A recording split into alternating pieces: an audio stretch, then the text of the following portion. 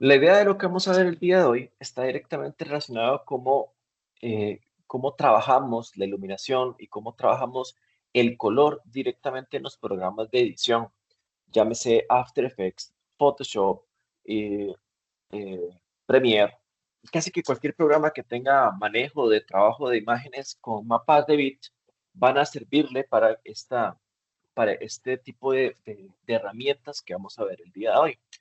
Eh, Vamos a tomar también como ejemplo diferentes películas. Vamos a tomar como ejemplo como escenografías y puestas en escena de noche por una cuestión de que tiende a haber una concepción extraña o diferente o errónea en todo caso, de que cuando se tiene que iluminar para una escena de noche, tanto en animación 3D, 2D, como en live action, hay que meter menos luz. Y en realidad, para que la iluminación realmente funcione, tiene que haber una iluminación mucho más potente, mucho más brillante, que compense de alguna manera la ausencia de luz en el entorno en general. Voy a tomar como base eso al menos, pero la idea también es ver diferentes ejemplos con respecto a básicamente lo que tiene que ver iluminación en general. Vamos a ver las herramientas específicas para medir el color, que vamos a ver, no es una cuestión de que yo voy a más o menos sentir la iluminación, no es que yo con los ojos simplemente voy a ver más o menos si está bien iluminado, no es eso. Es que efectivamente yo lo que voy a tratar de hacer es medir de manera matemática, porque efectivamente lo que se hace es eso, medir de manera matemática cuestiones de cantidad de luz, cantidad de color, cantidad específica de cuál color es la que está realmente predominando o existiendo siquiera en diferentes escenas o diferentes tomas. La idea, como sea en todo caso, es tratar de entender las herramientas de manera inicial, entender que existen dos principios que son diferentes, que es corrección de color, por un lado, y el otro lado que corresponde a cuestiones de color grading. Mientras que uno está enfatizado en generar una imagen correcta, simplemente, el otro procedimiento está enfocado en algo mucho más creativo, que es generar narrativa desde un concepto tal vez no tan visual. Y la idea en todo esto es básicamente empezar a trabajar con cuestiones de, digamos que más técnicas, las cuestiones de color, y empezar a poner en escena, en todo caso, o en nuestros trabajos, un nivel de profesionalismo mayor. Y les cuento, realmente aquí es donde empieza el asunto. La iluminación y cuestiones de color grading dentro de un proyecto profesional es posiblemente esa cereza en el pastel que tenemos que tener siempre en cualquier proyecto de que estemos trabajando.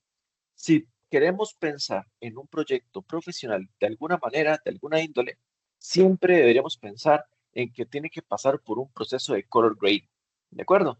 Ahora, para llegar a color grading, realmente entonces tenemos que devolvernos bastante, porque los principios que se utilizan eventualmente en color grading son principios que se tienen que implementar desde la preproducción, desde el diseño, desde la conceptualización, desde la creación de la paleta de color básica para generar que nuestros proyectos y nuestras ilustraciones, nuestras animaciones, fotografías, live action, lo que sea que uno esté haciendo, efectivamente tenga una, digamos que una intención desde el principio. Y no solo eso, cuando yo empecé a trabajar cuestiones de iluminación, cuestiones de color, o en todo caso animación, yo, bueno, y sobre todo creo que fotografía, en algún momento me di cuenta que por mucho que yo trabajara en mis proyectos, siempre se terminaban viendo amateurs. Yo recuerdo que le intentaba lo posible para meter efectos finitos, la integración correcta, el encuadre perfecto, pero no importaba cuánto esfuerzo le metiera a todo eso. A fin de cuentas, mis proyectos quedaban bien amateur.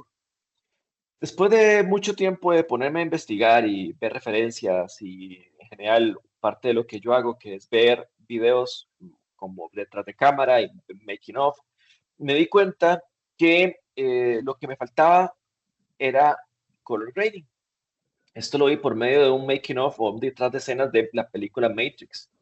En esa película se podía ver cómo se veía la toma justamente antes de que efectivamente se pasara por el proceso de postproducción en general. Y la toma yo decía, qué extraño, esa toma se ve como si yo lo hubiera grabado con cualquier cámara barata. Bueno, también ahí mismo explicaban de una manera muy vaga cómo era que eventualmente se pasaba esta etapa de color grading y mágicamente, porque era para mi brujería, como una imagen tan básica, tan bla, llamémoslo, se convirtiera eventualmente en Matrix. Era realmente impresionante para mí. Entonces, basándome en todo eso, o basándome particularmente en lo que descubrí por medio de ese video, descubrí que básicamente lo que a mí me faltaba para que mis proyectos se vieran realmente bien era el asunto del trabajo del color. A partir de ahí existió todo un camino largo en donde tuve que entender qué era cada etapa o qué hacía que una imagen se convirtiera en algo bonito por medio de color grading. Mucho de lo que hice fue básicamente bajar películas y ponerlas en las herramientas, o con herramientas me refiero como Premiere, por ejemplo, y yo trataba de definir cuál era el punto negro máximo, o sea, el punto más bajo de negro. También tratar de definir cuáles eran puntos de contraste altos o en general ver qué era lo que la referencia, en este caso cualquier película, tenía que mi proyecto tal vez no lo tenía. Y a partir de ahí me tocó también devolverme un poco a esto que estoy a punto de mostrarles que es la tapa de color como tal. Como les decía, el color grading tiene que iniciarse desde la parte de diseño, desde una cuestión tan básica y tan sencilla como la teoría del color. Nosotros tenemos que, por una cuestión de entendimiento y de profesión, tenemos que entender que existen dos teorías de color, la CMYK y la RGB. La CMYK está directamente enfocada y relacionada con colores pigmento. Esos colores no son los mismos primarios, llamémoslos, que tienen los RGB que trabajamos en video. Estos claramente tienen un enfoque mucho más relacionado con cuestiones de impresión en general y colores que tienen que estar relacionados con pinturas físicas de alguna manera. Eh, de hecho, su nombre con respecto a la teoría sustractiva de color se refiere a que cuando los tres colores básicos de CMYK se juntan, no forman blanco como forma RGB, sino que forman negro. Volviéndonos un poquito al asunto RGB, bueno, efectivamente, inclusive los colores base que tenemos en RGB son diferentes, son el rojo, el verde y el azul, mientras que en CMYK es cian, magenta, amarillo, bueno, y negro. Entonces, como pueden ver, ya empezamos a ver ciertas diferencias. Ahora, el asunto está en que para trabajar colores RGB, tenemos que entender que esos son colores luz. ¿Por qué colores luz? Porque estamos viendo, inclusive esta presentación la están viendo a través de un monitor. Son luces, son pigmentitos de luz que están atravesando básicamente el monitor. La combinación de los colores básicos en la teoría aditiva com combinados dan un color blanco. También hay que entender que esa combinación de color blanco, combinando los tres colores, se da meramente en laboratorio, es decir, en un espacio completamente cerrado, con un espacio completamente controlado, donde no exista ninguna otra fuente de luz. O sea, es muy complicado realmente que esto se logre en condiciones normales. Sin embargo, aquellos que conocen de 3D van a entender que, por ejemplo, si pongo un spot con el rojo perfecto, con el verde perfecto, con el azul perfecto, cuando se junten efectivamente me va a dar ese color blanco. O sea, en una situación tan controlada como el 3D sí se podría presentar esas características. Bueno, más allá de todo eso, ahorita lo que me interesa sobre todo es entender que vamos a seguir la línea de trabajo por medio de RGB, o sea, la teoría aditiva o colores luz, pero también tenemos que entender algo, y es que estos colores por sí solos tienen que trabajar en armonía para que efectivamente genere combinaciones que son atractivas para el ser humano. También tienen que entenderse que esto también tiene mucho que ver con cuestiones de tendencias de color, es decir, en otras palabras, moda, que es lo que le gusta a la gente o que creen que lo que la gente le va a gustar dentro de un tiempo. Eso posiblemente es de los elementos más complicados que tenemos que ir como tomando en consideración. No solamente lo que me gusta en este momento o lo que le gusta a la población en este momento, sino lo que ojalá le vaya a gustar dentro de unos meses. Las industrias de diseño, como de automovilismo, de teléfonos, de ropa, lo tienen clarísimo, saben cuáles son los colores, las formas y los diseños que van a gustar inclusive dentro de ciertos años. De ahí que un desarrollo de un vehículo empiece mucho tiempo antes para que efectivamente la población de cierto año empiece a gustarle ese tipo de diseño. Y ustedes han visto, por ejemplo, un vehículo de hace 10 años que posiblemente en su momento fue la bomba, actualmente ya ese carro se ve viejo. Bueno, porque llega un modelo nuevo, porque tendencias de diseño han cambiado y porque básicamente todo evoluciona de alguna manera u otra. El color también lo hace. En este caso, las combinaciones de ellos también es lo que particularmente varía muchísimo. Eso vamos a irlo viendo poco a poco. Pero en todo caso, lo que tenemos que comprender con todo esto es que existen diferentes maneras de combinar colores. Formas como, por ejemplo, eh, monocromático, complementarios, triadas, análogos, ¿me entiende? Todo esto va a hacer que efectivamente se me haga más fácil a mí formarme la idea de cómo generar un diseño particular si a fin de cuentas tengo la idea de cuál es la combinación de colores que más o menos puede funcionar. Inicialmente yo recomendaba mucho esta herramienta que están viendo en pantalla. Está muy enfocada en diseño web, pero funcionaba muy bien porque a fin de cuentas tenía el ciclo cromático en función de lo que estamos trabajando ahorita. Funcionaba esta y funcionaba ahora para mí esta, que es Adobe Color. En Adobe Color, que la tengo aquí abierta también, ustedes pueden ver un montón de herramientas. Claramente podemos trabajar directamente acá creando nuestra paleta de color específica con análogos, por ejemplo, o decirle no, quiero un monocromático, entonces quiero un monocromático de este color, o no, quiero tal vez una triada con este color. La herramienta como tal me ayuda muchísimo a generar paletas de color que a mí me funcionen, según digamos que elementos o situaciones específicas por las cuales estoy pasando pues básicamente mi proyecto. Entonces, es una herramienta que a este momento se me hace muy indispensable para poder trabajar en paz con lo que yo estoy haciendo.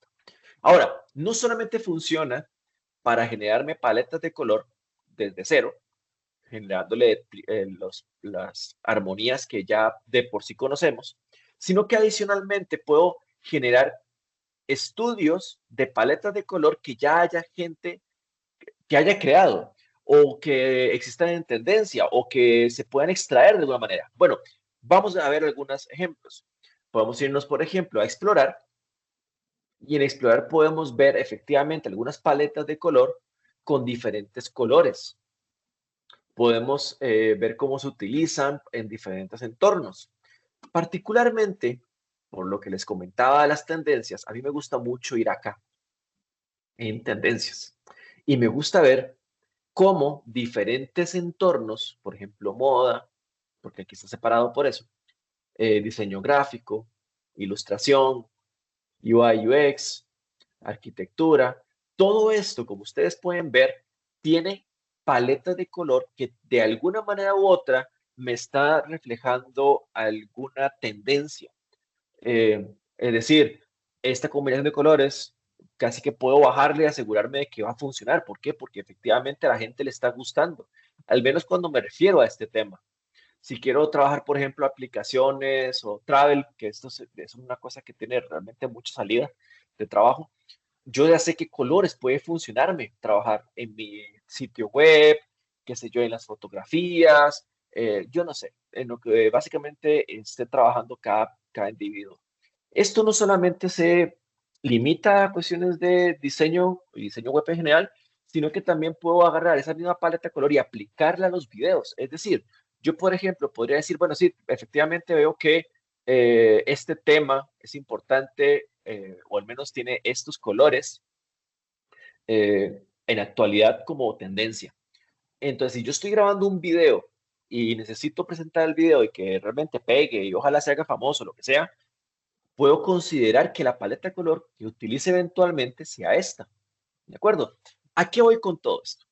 Una vez que ustedes están conceptualizando el diseño de un proyecto, llámese live action, llámese fotografía, animación, ilustración, pónganle el nombre que ustedes quieran, lo que ustedes tienen que presentar desde el principio es cuáles colores son los que ustedes van a aplicar para que eventualmente en la postproducción se vaya respetando esa línea o se vaya respetando ese sistema y que básicamente desde el principio ustedes vayan diseñando en función de qué los colores se puedan lograr.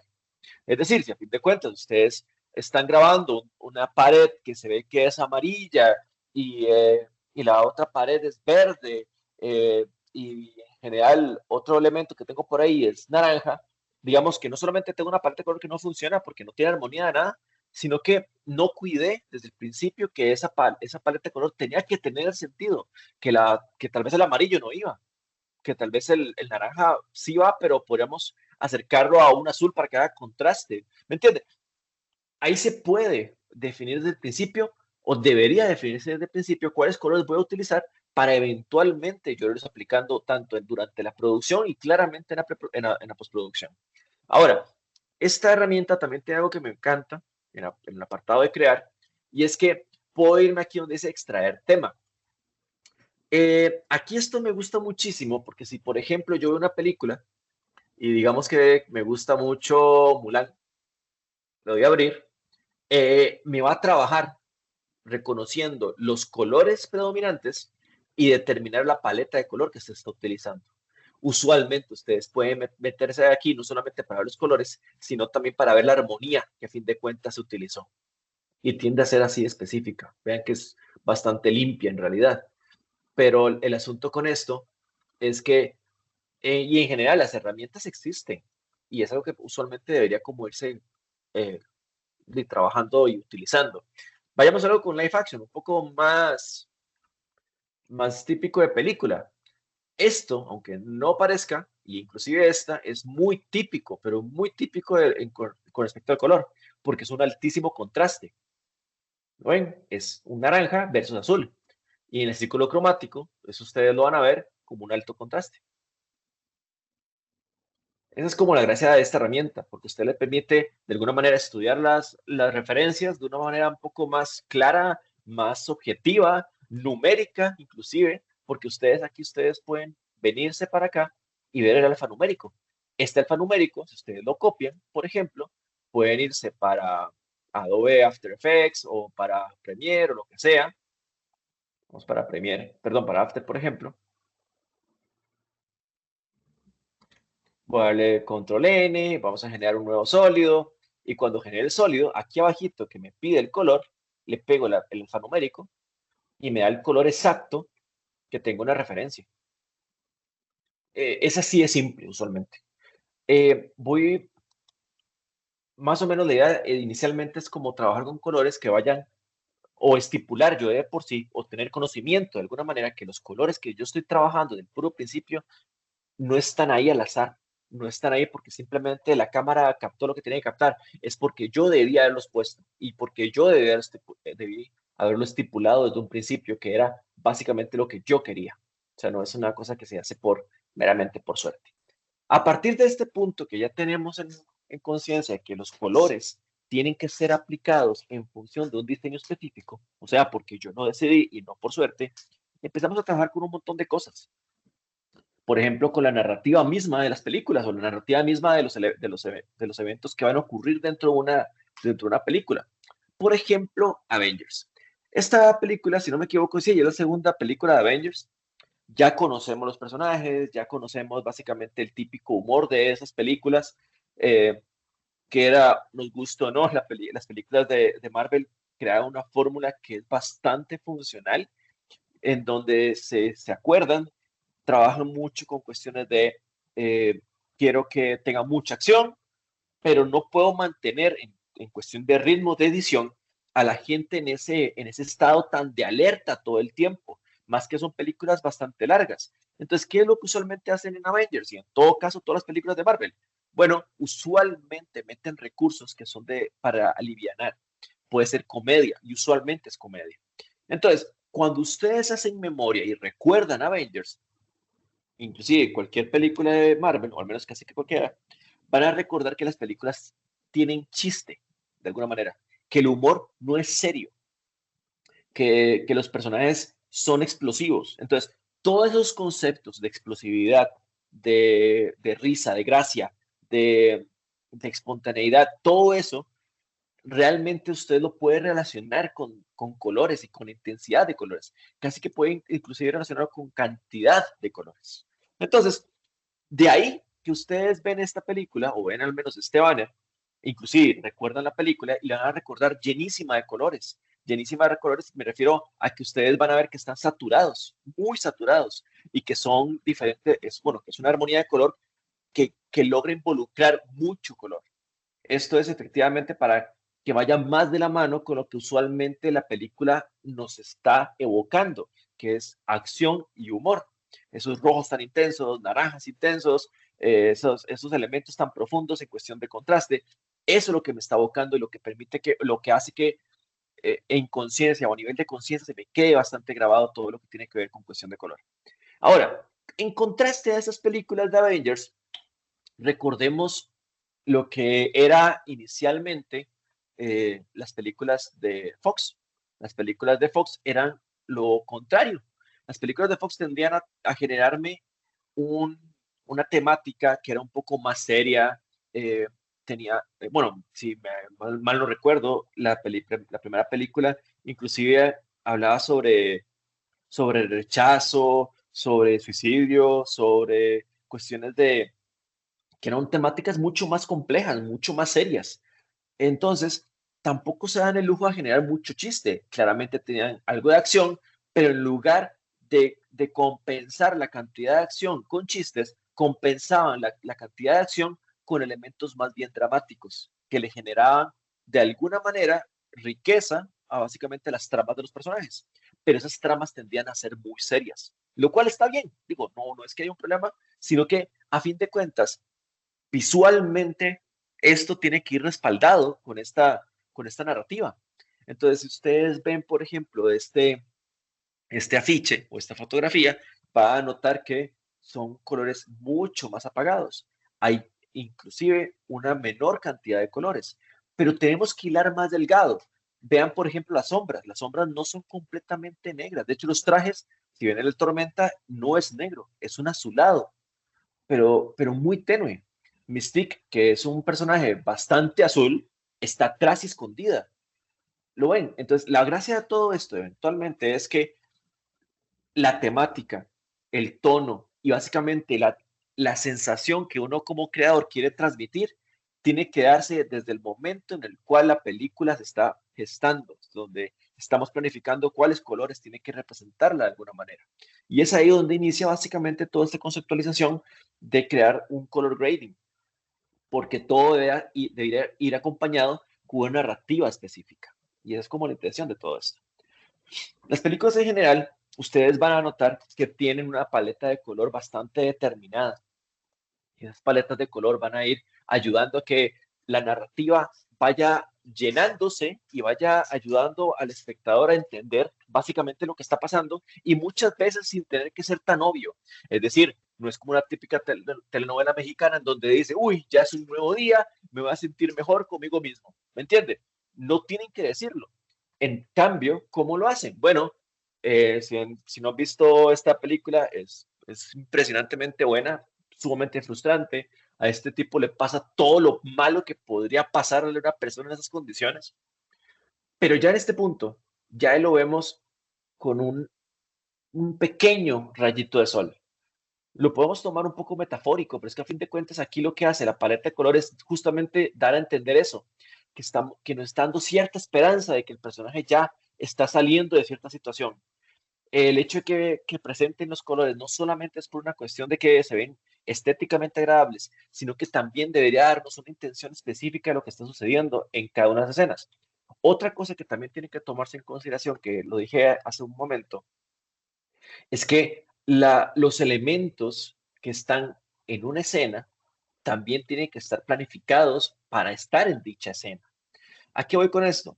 De que si yo eventualmente estoy planificando generar, por ejemplo, una toma como esta, en este escenario, y quiero evocar cierta sensación, entonces desde el principio no solamente se generan concepts que vayan a decirme cuáles son los colores que se van a utilizar, sino que yo le digo al equipo de producción, necesito un escenario con estas características, que, que el, que el personaje principal tiene que tener una camisa con esas características y con este color específico, con este reloj dorado específico, y que la muchacha la actriz tiene que tener unos tacones con este tipo de punta y con este color específico. Si ustedes ven esta toma, realmente no hay ni un solo color, ni uno solo que esté saliéndose de la paleta de color.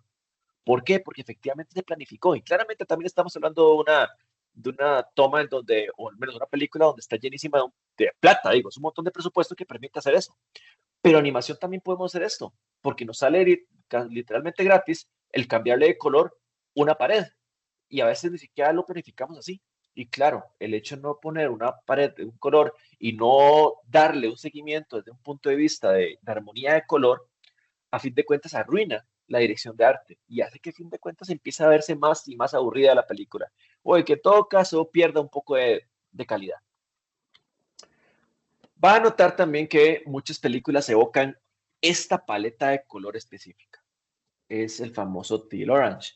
Esto lo que hace, de alguna manera, es que el personaje principal o el personaje en todo caso, que usualmente tiene piel naranja, haga un bonito contraste con lo que tenemos atrás, que usualmente tendemos a ponerlo de color más, más, más azulito, celestito, como turquesón.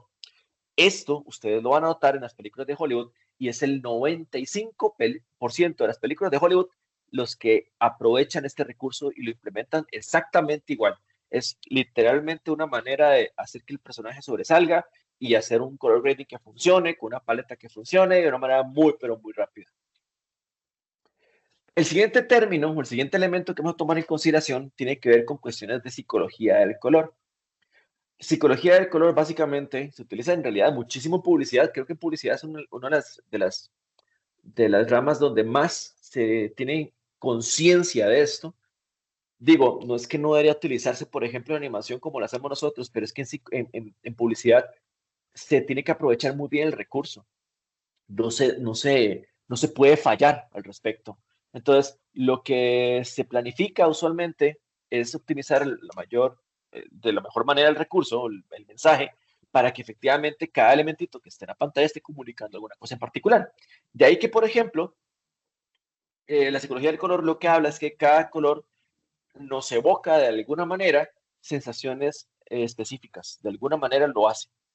Eh, de hecho, si ustedes pues poner atención en comerciales. Yo sé que la gente ahora actualmente trata de hacer lo posible por evitarlos, pero si ustedes prestan atención a comerciales, van a notar que van relacionados directamente con algún color o que algún color usualmente es predominante en comerciales de cierto tipo.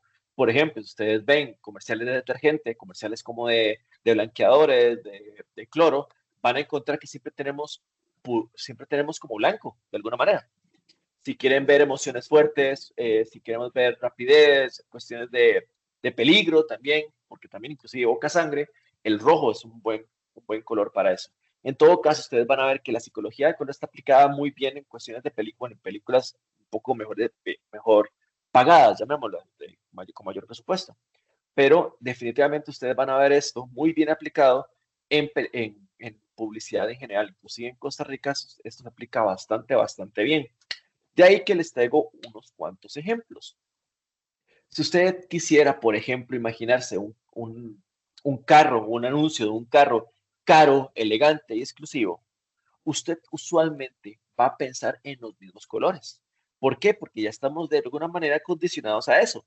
Los colores, piénsenlo por un momento, usualmente van a ser colores como grises, llamémoslo, puede ser alguno que otro rojo, y puede ser inclusive algún moradito si fuese el caso, dependiendo de lo que ustedes estén haciendo. Pero, eh, inclusive estoy seguro que en este momento hasta tienen alguna marca en mente. Eh, Vean el resultado de de este ejemplo. Es el carro, es caro, también con ciertos destellos de rojo para evocar velocidad. El gris, como ustedes vieron, es exclusividad, es elegancia. De alguna manera me va reflejando básicamente por medio de los colores lo que yo necesito que cuente. No tengo que estarlo explicando, no tengo que poner en grande, esto es elegante, no, el color y su puesta en escena, de alguna manera, el carro me va reflejando eso. Otro ejemplo de carro, en este caso pensemos en algo rápido y violento. Les tengo el ejemplo perfecto, pero no posiblemente como lo esperaban, porque el carro ni siquiera está en movimiento. Pero véanlo, es el rojo, por defecto, claro, porque el rojo nos evoca esa violencia, esa velocidad. En este caso le dan como un twist bastante interesante metiendo a la persona más rápida del mundo en su momento. O sea, es bien interesante cómo también puede evocarse de una manera sin tener que ser tampoco tan obvio. Eh, Hablando de un poco menos obvio, les tengo un ejemplo todavía menos obvio. Es la misma marca, es el mismo producto, pero vendido de una manera muy diferente, pero con el mismo color. Y en este caso, un poco más agresivo. Obviamente más agresivo. Ahora pensemos igual en vehículos, un vehículo que sea relativamente cómodo, de precio, llamémoslo, que sea juvenil y que sea para todos. Bueno, en ese caso yo podría pensar que básicamente muchos colores pastel, que amarillitos, que naranjitas, celestitos, ¿me entiende? Colorcitos en general bastantes, ¿cierto? Porque es para todos. Entonces van a haber publicidad, van a haber pautas donde efectivamente me vaya mostrando la gama de colores que tiene. Pero si ustedes se ponen a ver realmente y tratan de extraer los colores que tenemos en el escenario, van a notar que siguen estando dentro de una cierta paleta de color. Es bastante interesante cómo, a fin de cuentas, el poner una o marcar una paleta de color específica no quiere decir que nos vamos a encasillar a que todo sea exactamente igual, sino que podemos darle muchísima salida desde el punto de vista de que de los proyectos, más bien es eso, que se vean interesantes y que le podamos sacar bastante provecho a todo el asunto. Esto nos lleva a una herramienta específica llamada Color Script. El Color Script, bueno, y viéndolo como desde el punto de vista de Pixar, esto lo saqué directamente del sitio web de ellos, el Color Script básicamente es un mapeo de sensaciones, de, sí, de emoción, básicamente, en realidad. No lo que yo sienta como realizador, ni siquiera lo que siente el espectador, digo, el personaje, sino que más bien es lo que quiero que el espectador sienta cuando está viendo la producción. Entonces, este color script usualmente se estipula o se marca de esta manera, en donde vamos a ir poniendo un cuadrito directamente en donde se ve el, digamos, cada cambio de sensación importante y vamos a irlos poniendo en función de cuáles son los contrastes, colores, qué tanta luz, qué tan poquita luz, qué tanto color, qué tan poquito color. Como ven, realmente la idea es que exista una evolución clara a lo largo de toda la propuesta hasta llegar finalmente a un desenlace importante, que bueno, es todo lo que estamos buscando con esto, ¿verdad? Que efectivamente me transmite de alguna manera. El ejemplo perfecto para ver un color script bastante aplicado efectivamente es esta película, y bueno, en todo caso casi que todo Pixar, pero con esta película particularmente Pixar se ha lucido, porque durante los primeros 15 minutos de esta película, que es toda la relación de Carl y Ellie, van a encontrar que pasa por toda una, llamémosle, montaña rusa de emociones, en donde inicia de cierta manera, evoluciona de cierta manera y concluye de cierta manera, hasta que eventualmente un personaje ingresa en escena y trae una nueva luz, que es Russell. ¿Recuerdan? Entonces, la gracia de todo esto es que como ustedes pueden ver, el color script y en todo caso el color grading viene estipulándose mucho antes de lo que uno usualmente se viene planteando o lo que uno podría esperar que se plantea. No es simplemente una solución que se inventa un postproductor durante la etapa de ver qué hacemos para que sea bonito, aunque claramente en algunos proyectos sí que termina siendo de esa manera, pero en la mayoría de los casos, muy mayoría de los casos, lo que andamos buscando en realidad es que exista una aplicación de lo que estamos viendo con respecto a la psicología del color, o sea, que transmitirle al espectador, versus también lo que queremos hacer que en cuestión de armonía y de diseño y por lo tanto también tendencia vaya funcionando. Que eso es definitivamente lo que cuesta, o sea, es un proceso que es bastante difícil y tenemos que pues tomar en consideración eso, que es bastante complicado. Existen muchísimos ejemplos, muchos ejemplos de esto, porque por dicha hay mucha documentación, particularmente Pixar y Disney, que son referentes de este tipo de cosas, documentan muchísimo el proceso de color script y, y está en libros, está en web, está en todo lado. No solamente el ver la película, que ya de por sí ver la película ayuda muchísimo, pero el ver las capturas de pantallita o inicialmente cómo se debería ver digamos que por escena, ayuda mucho, mucho para ir viendo qué se quiere estipular durante todo el recorrido de la película o del corto. Esto es importante, que cuando hagamos un corto, también exista esta evolución, no porque exista o más bien no porque sea un proyecto pequeño o corto en tiempo, no se debería aplicar esto. La idea es que sí, que efectivamente igual, aunque sea proyecto pequeño, se vaya aplicando. E inclusive en fotografía, mismo asunto. Si usted quiere desde el principio contemplar que la pieza fotográfica evoque algo, tiene que ir también contemplando que los colores vayan dándome un sentido de armonía y también un sentido de psicología del color. Eh, en realidad, parte de lo que quiero que vayamos viendo es cómo esta evolución va cambiando y que no solamente es porque los colores de repente aparecen, aunque si tenemos una producción que es bien cartoony, sí que se le puede dar sentido.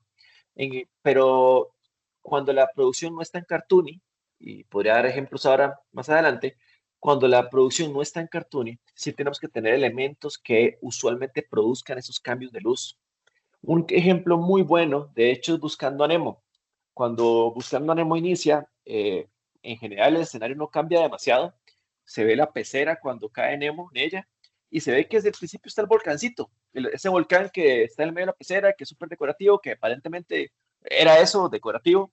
Eventualmente, cuando queremos hacer la escena más dramática, más adelante dentro de la misma película, básicamente ese elemento que era el volcán me funciona como un elemento de iluminación nuevo. ¿Para qué? Para generar la iluminación de noche y también para generarla de alguna manera un poco más dramática, que pues el resultado, como ustedes han visto, es bastante, bastante bueno. En todo caso, lo que quiero que vayamos viendo son simplemente ejemplos para que vean que el color script efectivamente evoluciona y efectivamente debe hacerlo para que la propuesta en términos generales pues funcione de alguna manera. Otra cosa que tienen que tomar muy, pero muy en consideración con todo esto son las fuentes de luz, que no simplemente te las pueden inventar.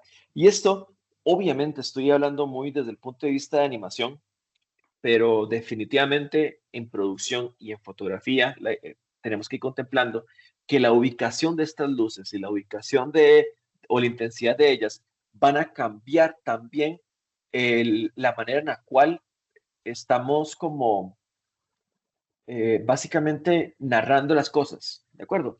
Y van a ver ejemplos también con respecto a esto. Si ustedes ven este ejemplo, van a notar varias cosas. Está inmerso en las sombras, tengo una pequeña fuente de luz de un lado del personaje, tengo un contraste no tan alto, también usualmente tiendo a ver los colores que están escondidos dentro de las sombras, pero como ven, la sombra no, o al menos la iluminación en general y la cantidad de sombra no es tan intensa, aunque sí me genera cierto contraste. Vean guardándose eso. Vean ahora este otro ejemplo. En este otro ejemplo, el personaje está completamente inmerso en sombras. El personaje está claramente triste. El escenario me está ayudando a que se sienta todavía peor de lo que posiblemente ya está. Eh, Vean que claramente también la actuación del personaje ayuda muchísimo.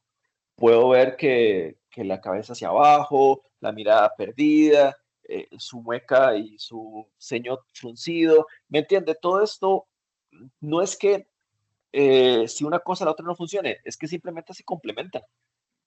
También noten que las sombras están teñidas de un color azulado, verdoso, para que efectivamente vaya acomodando mala intención de lo que hablaba de psicología del color. Quiero a fin de cuentas dar a entender que él está sintiéndose pero muy mal. Y es básicamente lo que yo necesito ir como contemplando con todo esto. Vean el otro ejemplo de esto. Ahora buscamos un altísimo contraste. Esto ayuda muchísimo para películas de terror donde no queremos que se vea enteramente la criatura. El ser humano particularmente tiene bueno, nosotros otros animales, pero nosotros tenemos el dilema de que le tenemos pavor a lo que no conocemos. Entonces las películas de terror usualmente se aprovechan de ese elemento y tiende a esconder, eh, digamos que la criatura de manera entera en medio de las sombras, para que efectivamente tengamos que imaginarnos lo peor. Vean que aquí no se ve realmente toda la criatura, pero se ve suficiente como para entender que está feo. Tenemos cicatrices, tenemos marcas, ese suéter se ve que está feo y quemado y viejo. Entonces, Todo esto evoca cierta sensación. Ahora vean esta otra versus esta. Ellos están completamente en luz, pero vean también algo que es muy importante, que es el contraste. El contraste es bajísimo. ¿Lo ven? Lo que intenta con esto también es evocar tranquilidad, evocar añoranza, evocar una sensación un poco más calma, más cálida y que básicamente lo hace a uno pensar que, qué bonito, quiero lo mismo. ¿De acuerdo? Versus esto. Es como el asunto de saber que efectivamente cuando ustedes vayan poniendo una cantidad de contraste en la imagen o una cantidad de sombras en la imagen, todo eso también de alguna manera está comunicando algo. Y es súper importante que se sepa que eso tiene que tomarse en consideración. Vean esta otra imagen, no tiene altísimo contraste como la de Freddy Krueger, pero sí es bastante fuerte y no está, bueno, me está apuntando con dos armas. ¿Qué tan violento puede ser esto, verdad? Vean que el drama también tiende a relacionar mucho el contraste con eso. Es más fácil evocar cierto drama, que esto es lo que yo quería que vieran. Vean esta imagen y ahora vean esta primera que les había mostrado. No es la misma intensidad, porque claramente el otro es mucho más agresivo, mucho más violento, pero vean que la cantidad de contraste o el hecho de poner contraste con la mitad de la cara me da ciertas sensaciones como para que efectivamente el drama o la acción se vaya presentando. Insisto que básicamente la gracia de generar todo esto no es simplemente una cuestión estética, porque efectivamente sí, claro, queremos que se vea bonito, pero también tiene muchísimo que ver con el hecho de que yo necesito que tenga sentido, tanto en sombras, tanto en luz, como en armonía, como en paleta, como en psicología. Todo esto tiene que converger de alguna manera en que el proyecto de él, pues efectivamente funcione como se supone que debería funcionar. Ahora, esto es desde el punto de vista teórico, en donde empezamos a ver estos elementos sin tener que, bueno, desde la base que es básicamente eso, el colorcito.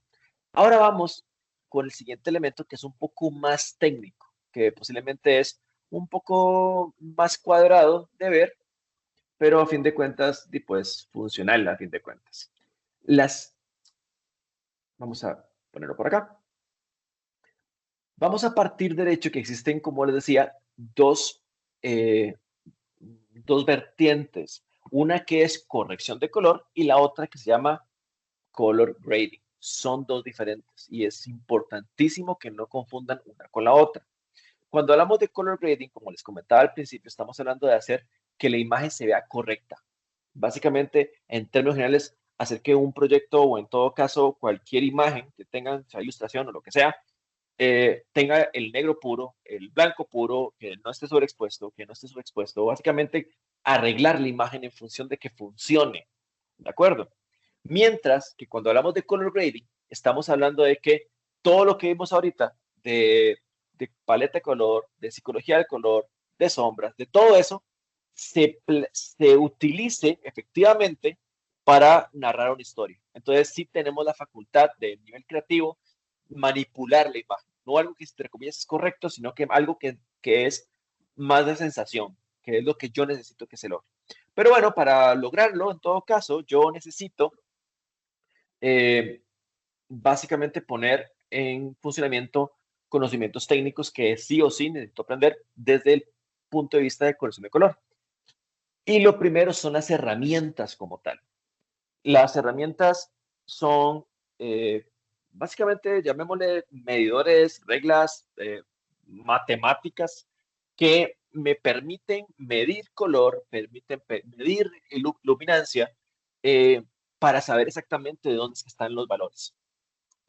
De aquí lo que yo les decía, no es simplemente una cosa que yo sienta, no es una cosa que más o menos yo crea, no es por una variación de monitores, es porque efectivamente esto es lo que hay. O sea, usted me dice que una imagen o un píxel específico está a un 70 en el waveform, es porque va a estar un 70 en este monitor, va a estar un 70 en televisión, va a estar un 70 en el celular. Si eventualmente eso varía, ya no es culpa suya, va a ser culpa de lo mal calibrado que está, por ejemplo, el aparato. Bueno, y de ahí que a fin de cuentas, Cuando ustedes van, por ejemplo, a Walmart y ven ese montón de televisores guindando, aunque estén viéndose todas las imágenes iguales, o sea, el mismo video, van a notar que en realidad, pues, todas cambian. O sea, todas en general cambian bastante. Los colores, como algunos se ven más brillantes que otros, algunos se ve como un color un poquitico más oscuro, en algunos casos se ve con, sí, pues, con colores diferentes inclusive. De ahí que, a fin de cuentas, lo que tenemos que hacer o tener muchísimo cuidado es con esta primera etapa de color correction y hacer que los colores sean específicamente eso, correctos. ¿De acuerdo? Para eso ocupamos las herramientas que les voy a mostrar ahorita. Existen varias, no vamos a verlas todas, pero vamos a ver las que tal vez más nos competen en esta etapa. El primero es el histograma. El histograma está en Photoshop, está en Nuke, está en After Effects, en Premiere, o sea, está en casi que en todo lado. Es posiblemente la herramienta más común de todas. Y lo que me representa es una variable en donde en una escala de 0 a 255 se puede observar la intensidad del blanco versus negro, o en todo caso, la, la, la luminancia, o sea, qué tan iluminado está cada píxel. Esto es un poquito complicado de entender a la primera, pero voy a tratar de hacerlo lo más sencillo posible. Cuando hablamos de histograma o cuando hablamos de píxeles en todo caso, o hablamos de una imagen, la imagen está representada o estamos convirtiendo cada píxel de alguna manera en una medida específica. Por ejemplo, si estamos hablando de una imagen que son, bueno, Full HD, vamos a buscarlo acá, calculadora. Estamos hablando de que si tenemos una imagen Full HD que es de 1920 píxeles, 1920 píxeles por 1080 píxeles, estamos hablando que son más de 2 millones de píxeles. ¿De acuerdo? Entonces, cada píxel tiene una condición de cantidad de luz y cantidad de croma. Estas herramientas que tengo acá, lo que me están reflejando de alguna manera es esa intensidad o esa gráfica de cada uno de los píxeles. Eh, el vectorscopio, básicamente lo que me está, perdón, vectorscopio, el histograma, lo que me está comentando básicamente es la ubicación de la masa de los píxeles. Es decir, si yo tengo un píxel en 255, me lo va a poner acá, en el puro principio. Si tengo un segundo píxel a 255, me lo pone encima. Si tengo un tercer píxel a 255, me lo pone encima. O sea, los va acumulando. ¿Sí se entiende esto? Entonces, la idea inicialmente de toda la herramienta es que va a hacer una medida o a hacer un cálculo de cada uno de los 2 millones de píxeles y los va a poner una escala de 0 a 100. Y ustedes se preguntarán, bueno, pero ¿para qué sirve esto? Sirve para ver si efectivamente la imagen es correcta, si está bien iluminada sobre todo. Esta herramienta está directamente relacionada con cuestiones de iluminación y de ver cómo efectivamente eh, la, la luminancia influye en básicamente cada una de las imágenes. Podemos irnos, por ejemplo, a estos tres ejemplos que tengo aquí en pantalla. El primer ejemplo que quiero que vean es justamente el de la derecha. Al igual que los demás o los demás ejemplos, tengo un vectorscope, un histograma abajo, perdón, el cual representa directamente la imagen de arriba. La imagen de arriba van a notar que tengo un muy alto contraste, con muchos negros o muchas partes escondidas en las sombras y mucho brillo, pero casi no tengo medio tono. Lo que tengo de medio tono, digamos, es tal vez un poquitito esta pared, pero nada más. Entonces, ¿está mal el histograma? No, porque a fin de cuentas, todo lo que está aquí en blanco está acumulado acá. Y todo lo que está en negro o metido en las sombras está acumulado acá. ¿Por qué? Porque efectivamente no tengo medios tonos. Vamos a la imagen de la izquierda. La imagen de la izquierda es completamente lo contrario a esta, en donde casi no tengo ni brillos y casi no tengo sombras. Lo que tengo, sí, en este caso, es un montón de medios tonos. Ahora vea la imagen del centro. En la imagen del centro, más bien tenemos una imagen lo que es, podría decirse un poco más común y corriente, en donde se ve, bueno, grises, oscuritos, menos oscuritos, o sea, está una gama bastante notoria de lo que es básicamente esto, ¿verdad? Y uno puede empezar a identificar algunas cosas. El problema que tengo usualmente con el histograma es que no es mm, fácil de identificar, al menos no píxel por píxel. Es decir, yo vengo por esta imagen y yo digo, ok, ¿qué es esto? Eh, o sea, cuesta un poco eventualmente definir que este puntito o esta acumulación de puntitos es X cantidad de píxeles o X píxeles dentro de la imagen. Esto es como para ir viendo la masa en general. ¿Y para qué me sirve medir la masa? Bueno, inicialmente para esto, para saber si la imagen está subexpuesta, sobreexpuesta o en todo caso correcta. Si ustedes ven que la imagen está inclinada como hacia la izquierda, es que básicamente está subexpuesta. Si ustedes ven que está inclinada hacia la derecha, es que está sobreexpuesta. Y tenemos la de abajo, que básicamente es una exposición correcta, donde no tengo nada acumulado en la parte derecha y nada acumulado en la parte izquierda. Como les decía, en todo caso, esto va a ir directamente relacionado con la imagen en sí. Si la imagen, a fin de cuentas, tiene un altísimo contraste, como la de la derecha, yo no espero que tenga esta forma, porque no estaría correcto, en todo caso. Bueno, este histograma, en todo caso, tiene una utilidad muy grande en Photoshop, principalmente porque en Photoshop no están las demás. Y es por eso que particularmente siempre explico esta, a pesar de que no es mi favorita, hay que conocerla porque Photoshop no tiene otra herramienta para medir luminancia. Y es como, sí, pues la única manera que tenemos como para irla viendo. Las demás herramientas sí son un poco más útiles, un poco más homogeneizadas, llamémoslas. La primera es el waveform o el monitor de forma de onda. El monitor de forma de onda, en realidad, que antes se veía como esto, es un sistema que lo que hace es muy parecido al histograma, pero con la enorme diferencia de que este sí me permite identificar cuáles son los píxeles que estoy estudiando. Es decir, lo que van a ver es algo como lo que ustedes están viendo aquí a la izquierda. Es básicamente una representación de igual manera de los mismos 2 billones de píxeles que teníamos en la imagen. La única cosa es que la lectura de esto va a ser de izquierda a derecha, porque de arriba hacia abajo se va a leer de que 0 es básicamente negro absoluto y 100 es blanco absoluto. ¿De acuerdo? Entonces, al igual que como hicimos con el histograma, aquí yo voy a agarrar la primera columna de píxeles, que como podrán imaginarse, aquí lo que hay son 1080 píxeles, y esos 1080 píxeles los va a poner aquí al puro inicio del waveform. Y de igual manera va a darle un número o le va a asignar un número de qué tan iluminado está ese píxel. Entonces, al final lo que vemos aquí es una representación de, de columna por columna de dónde están ubicados los píxeles. Ejemplo, esta imagen. Vamos a ver, creo que lo más visible, lo más fácil de encontrar en la imagen es el cielo. Ustedes van a encontrar que el cielo, que la parte posiblemente más iluminada, que es esta, van a encontrar que tengo una forma bastante específica. Este píxel podría pensar de que está con más o menos en 90, lo que sea, y el píxel está aquí. Y ustedes pueden ver claramente la forma del cielo acá, en donde esta parte que es más oscurita está un poquito más abajo y la parte que está más iluminada está aquí arribita. Y por ejemplo, inclusive usted podría preguntarse, bueno, ¿y este punto qué será? Bueno, este puntito posiblemente es esta casa que es blanca. Es un poco más notorio. Y esta mancha que está por acá, bueno, esta mancha posiblemente es esta mancha que está aquí en las sombras. Y esta mancha que está por acá, bueno, esta mancha posiblemente es el río. Es, es como ven un poco más sencillo, más identificable a la hora de poder trabajar con él.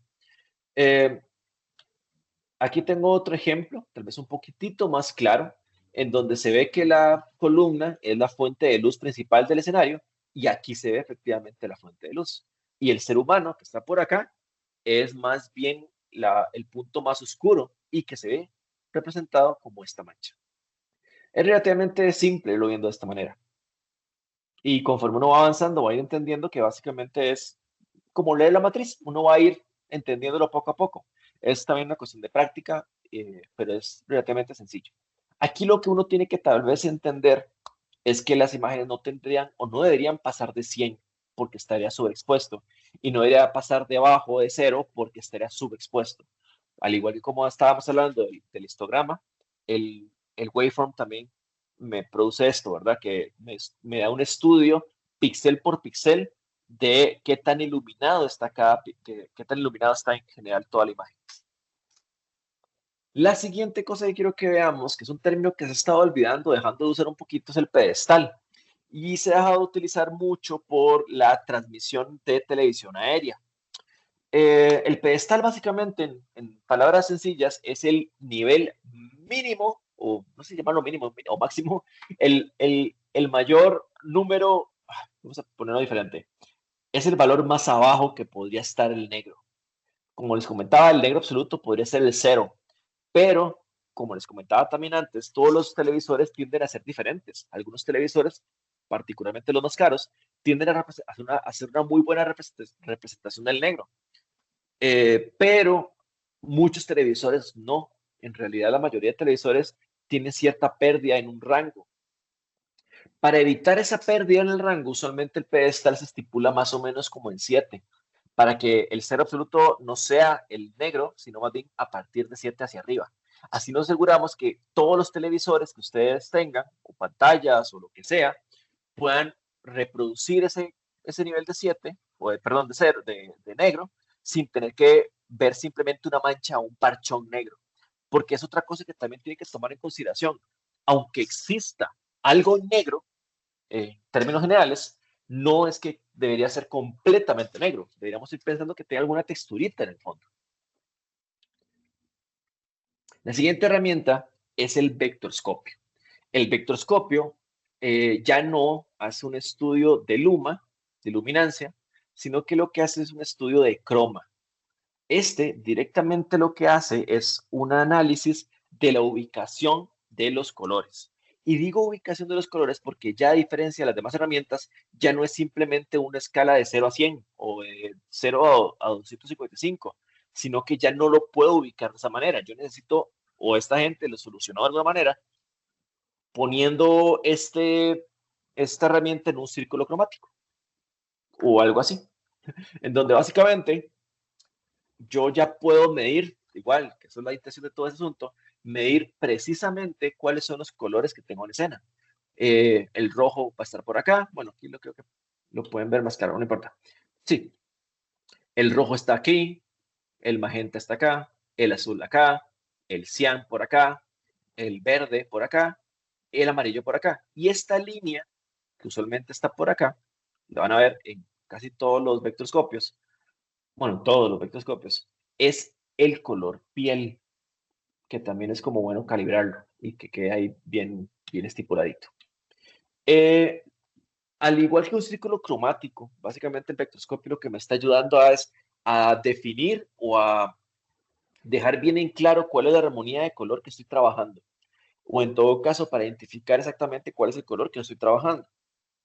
Yo recuerdo que una vez me pasó que yo estaba trabajando con una marca de un banco y en una de las proyecciones que estaban haciendo me llamaron diciéndome que qué había pasado con mi proyecto, que por qué se veía tan diferente, y resulta que el problema no era mío porque yo lo había calibrado. O sea, yo estaba seguro que mi proyecto se veía como bien, porque parte del problema cuando trabajamos con marcas es que las marcas sí tienen muy estipulado su color, entonces uno no puede jugar con eso. Bueno, resulta que los proyectores eran el problema. En este lanzamiento de marca, todos los proyectores tienen colores diferentes, estaban todos mal calibrados, entonces básicamente estaban dando un morado diferente, lo cual se convertía seriamente en un problema. En todo caso, esta herramienta, su función específica está en básicamente medirme cuál y cuáles colores están siendo colocados en escena. Ahora, otra cosa que también funciona, o que para lo que también me sirve, es que entre más lejano del centro, más saturado está el color. O sea, también me está midiendo la saturación de la imagen, lo cual pues, es bastante útil en todo caso. Ya ahorita ponemos todo esto a prueba un poco. La última herramienta que vamos a ver es el Parade. El Parade tiende a ser muy, pero muy parecido al Waveform, pero partido en tres. Curiosamente, en R, G y B, en rojo, verde y azul. Los colores básicamente lo que me están indicando es su intensidad de manera independiente para poder equilibrar colores, sobre todo en función del blanco. ¿Por qué esto? Porque a fin de cuentas es simplemente sencillo ver que si esto se supone que era una hoja blanca, que estoy ahorita divagando, no es una hoja blanca, no sé lo que es, pero supongamos que es una hoja blanca o que queremos en todo caso que sea blanco, vean que tiene mucho más rojo que verde y el verde también tiene más que el azul. Entonces esto definitivamente no es verde. Digo, perdón, no es blanco, porque si quisiéramos que fuese blanco, deberían estar al mismo nivel. Entonces esta herramienta particularmente nos funciona muchísimo para comprender la, eh, la, la composición de los colores y ver si efectivamente están equilibrados. Sobre todo para corrección de color específico, es algo que resulta ser bastante, pero bastante útil. Aquí tienen unos cuantos ejemplos simplemente para que los vayan viendo. Vayamos a efectos un poco más prácticos. Veamos algunos ejemplos dentro de la herramienta de Premiere, al menos por ahora, para que vean en todo caso cómo esto es que toma un poquito más de forma. Vamos a hacer un nuevo proyecto, se va a llamar color. Vamos a ponerlo mientras tanto por acá.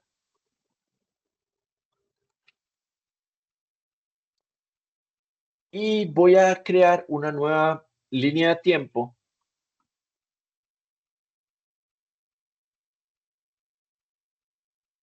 de color a 1920 por 1080 y vamos a importar las imágenes que tengo preparadas por acá. Vamos a darle control I, importamos las imágenes. Básicamente tengo de todo un poquito, desde animación 2D, live action, series y un par de tragedias, que ya van a ver a qué me refiero con eso. Vamos a poner todo por acá. Para ver las herramientas de color dentro de Premiere, por ejemplo, es tan sencillo como venirse para aquí arribita a los diferentes espacios de trabajo y buscar el que dice color. Con solo que pongan eso, aquí a la izquierda les va a aparecer una ventanita que se llama Lumetri, que son los diferentes scopes que hemos estado viendo, y a la derecha les va a aparecer una herramienta que básicamente es el efecto para corrección de color y color grading. Otra cosa que voy a hacer de una vez, pues irme para efectos y voy a poner las imágenes en tamaño completo para que obviamente pues podamos verlas un poquito más claras y no me deje espacios en negro, porque a pesar de todo, esos recuadros también es información, entonces me las va a representar de una manera también, pues, en este caso negro. Y por ahora no busco eso. Traigo varios ejemplos, unos buenos y unos malos. Creo que podemos empezar efectivamente estudiando alguna de estas. Vamos a ver, quiero que veamos. Vamos a ver Mulan. Mulan, empezamos con algo animado 2D. Vamos a irnos a Lumetri y quiero que vean esto. Vamos a hacer esto un poquitico más grande. Uno conforme se va metiendo un poquito más en el asunto de color va a tender a trabajar con esto un poquito más grande.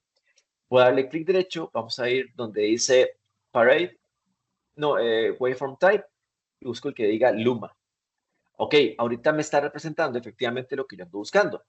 Y varias características se están reflejando. Es una escena de noche en donde quiero que resalte el personaje y quiero que se vea claramente el personaje. Entonces, vean que, por ejemplo, lo que es el escenario en general está metido en sombras. Más o menos como de 0 a 25 o 20 sombras, de 25 a 70 es medios tonos, y de ahí para arriba hasta 100 corresponde a brillos. Y van a ver que esta toma tiene los tres elementos. Tiene bastantes sombras, sí, efectivamente tiene bastantes sombras. Tiene muy poquito de, bueno, cada vez menos de medios tonos, porque todo lo que es medios tonos es Mulan.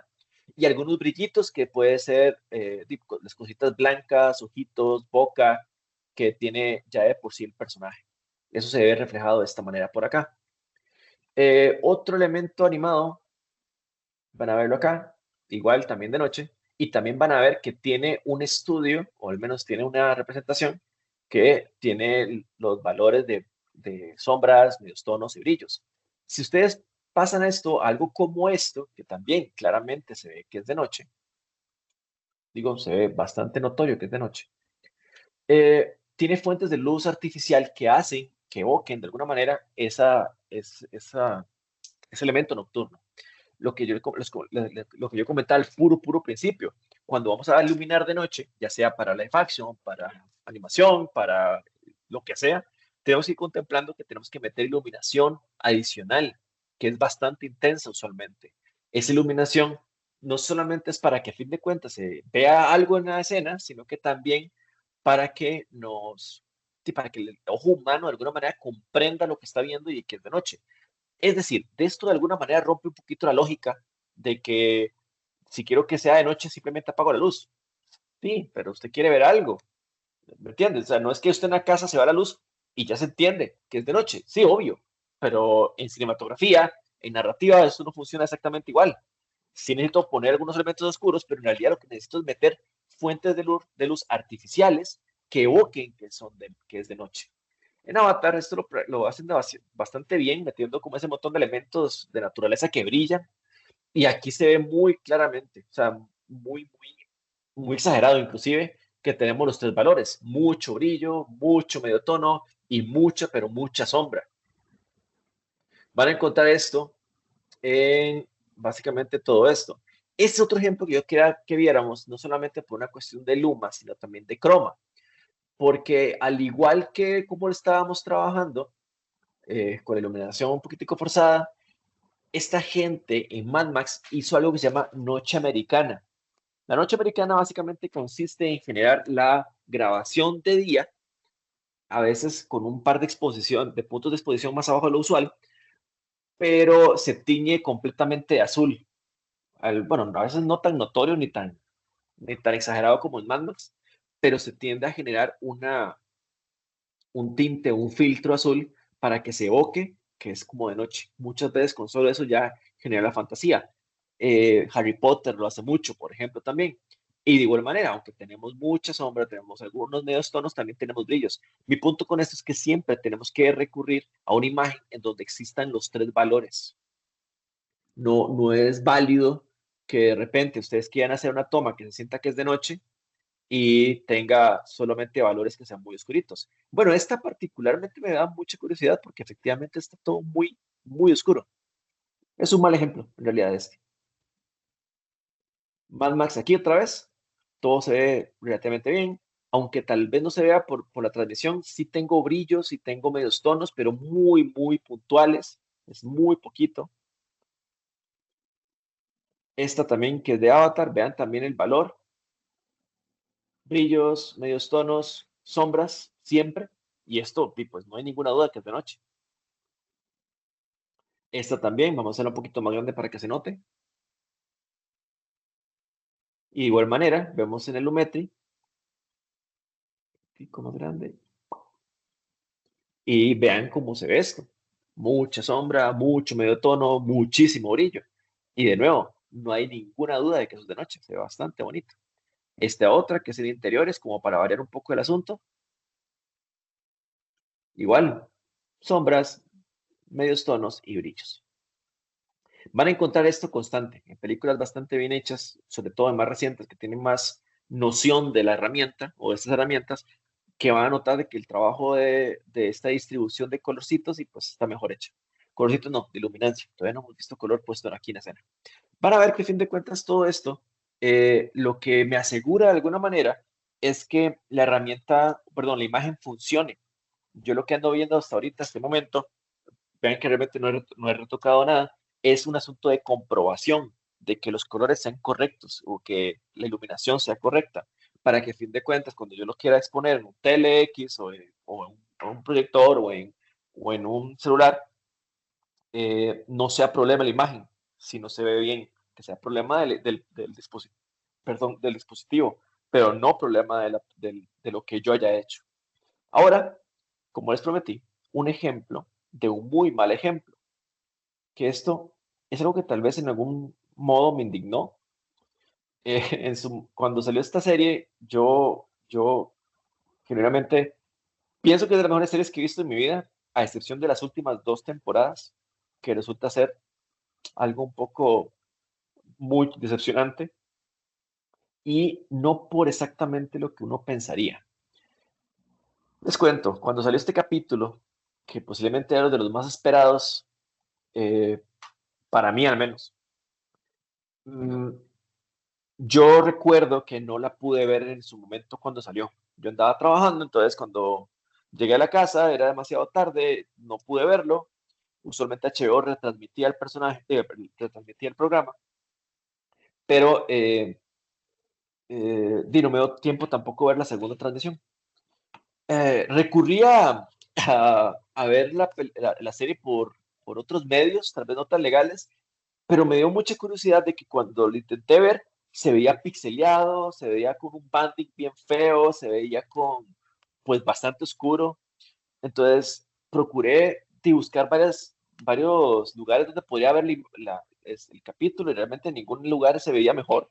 Entonces me conformé y dije, yo voy a tratar de verlo así y mañana en la mañana, pues, o en la tarde, que, que vuelven a transmitir el capítulo, lo veo con calma. Por ahora me interesaba mucho ver la historia. Cuando me levanté al día siguiente, lo que vi fue un montón de memes al respecto, en donde básicamente se burlaban de esto. ¿Y por qué se burlaban? Bueno, aquí les estoy dando unos cuantos ejemplitos, pero es que todo el capítulo estaba así. ¿Y así a qué me refiero? Así.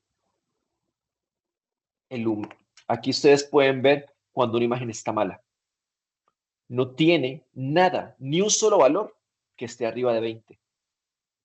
Esto está, o sea, bajo ninguna circunstancia, eso está bueno.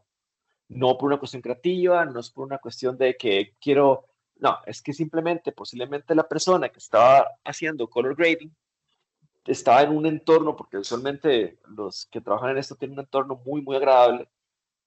Posiblemente tenía un espacio iluminado o más bien estaba completamente penumbras y el brillo del monitor estaba muy alto. Entonces, en lugar de recurrir a estar viendo la herramienta para ver cómo se ve, esta persona estaba viendo el proyecto así y se conformó de que se viera así. Pero si usted empieza a corregir esto, usted se va a dar cuenta que debió verse más como esto. Claramente la imagen estoy bajando a la internet, entonces se ve reventadísima, pero ya se distinguen personas, ya se distingue que hay más cabezas atrás. Igual pasa con las demás. Vean esto o vean esto. Este sí se pudo rescatar, vean qué bonito se ve metiéndole el color. Y no es que se vea bonito, no, es que se ve. Antes no se veía nada. Como sea, la idea es que vayan viendo que efectivamente para empezar a trabajar en todo esto están las herramientas y necesitamos usarlas. O sea, todo esto que les estoy diciendo es que es la introducción para meternos con color grading, que vamos a empezar en la próxima semana. Y la idea es efectivamente que se vea el trabajo de color grading, que es más creativo. No voy a meterme tanto con ustedes con la parte de color correction, porque realmente no me interesa, pero sí que quiero que vean cómo funciona el asunto de color grading, ¿de acuerdo? Pero no podemos llegar a color grading si no tenemos una muy buena base desde el punto de vista de trabajo de las herramientas que vamos a utilizar. Entonces, eh, básicamente podemos ir dejando esto hasta este punto. La idea de, este, de esto realmente que es introductorio es que veamos simplemente herramientas, que la vayamos entendiendo, que veamos dónde es que están. En el caso, por ejemplo, de las herramientas de vectorscopio, están aquí mismo. Ustedes le dan clic derecho, ponen histograma, que es la que vimos al principio. Aquí también está el parade y el vectorscopio. No recomiendo ver todas al mismo tiempo porque es medio engorroso, medio incómodo. Eh, Mejor ver uno por uno. Y en todo caso, saber para qué sirven, saber por dónde anda. Ve la paleta esto, súper definida. Eso es lo que sí nos funciona. Bueno, eso también, eso sí le rescato a Juego de Tronos, que aunque está mal iluminado, la paleta de color es impecable. Es un teal orange bastante bien estipuladito, bien, bien marcadito. Y bueno, creo que por ahora solamente es eso. La idea es llevarnos este nivel introductorio y que se empiece eventualmente con la parte de color grading, perdón, con una mejor noción de todo lo que involucra realmente, y no simplemente que es una cuestión estética final, sino que la idea es efectivamente que se implemente todo lo que tenemos de conocimiento desde el punto de vista narrativo y visual y psicológico y de diseño y todo para eventualmente plasmarlo de alguna manera que sea funcional y correcto en todo caso.